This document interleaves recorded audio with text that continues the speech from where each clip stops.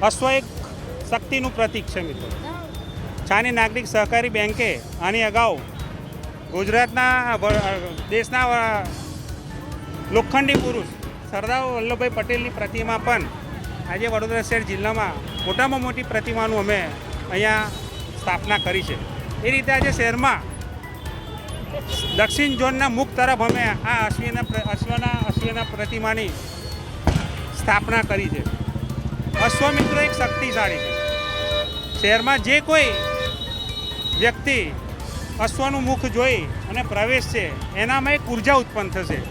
એ એક ભગવાનના લેખની અંદર લખેલું છે. એવું અમારા બેંક દ્વારા આ કોર્પોરેશનને નજરાણું આપ્યું છે. નાગરિક બેંક અમારી હર હંમેશા સેવાકીય પ્રવૃત્તિઓ કરવામાં માને છે. બેંક દ્વારા અમે બ્લડ કેમ્પ કરીએ છીએ, ગરીબ લોકોને ચશ્મા વિતરણનો કેમ્પ કરીએ છીએ, 25,000 જેટલી નોટબુકો મફત વિતરણ કરીએ છીએ. આવા અલગ અલગ જેટલા બને એટલા પ્રજાકીય સેવાકીય કાર્યો અમારી બેંક દ્વારા કરવામાં આવે છે. આ એક પ્રતિમા મૂકી આગળ પણ જે કંઈ પ્રજાકીય સેવા કાર્યો સહકારી સંસ્થાઓ દ્વારા કરવાના થશે અમે કરીશું. અને આજે અમારા પ્રજાજનો અને અમારા જે નેતાઓ આજે હર્ષભાઈ સંઘવી એમને પણ મને ટેલિફોનથી સંદેશો આપ્યો કે તમારી બેંકને ખૂબ ખૂબ અભિનંદન કે તમે આવા સારા કાર્યો કરી રહ્યા છે.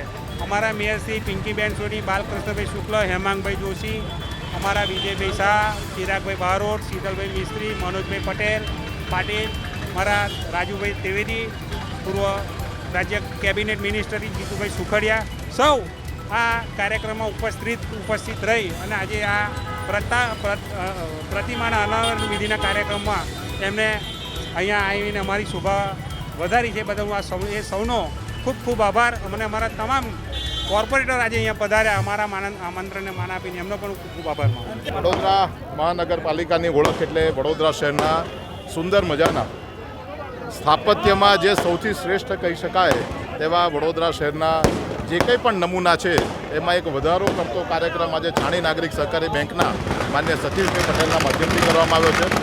જ્યારે ઉત્તર દિશામાંથી કોઈ વડોદરા શહેરમાં પ્રવેશ કરે ત્યારે થનગનતો અશ્વ એ વડોદરા શહેરની તાકાતનો પરિચય કરાવે છે.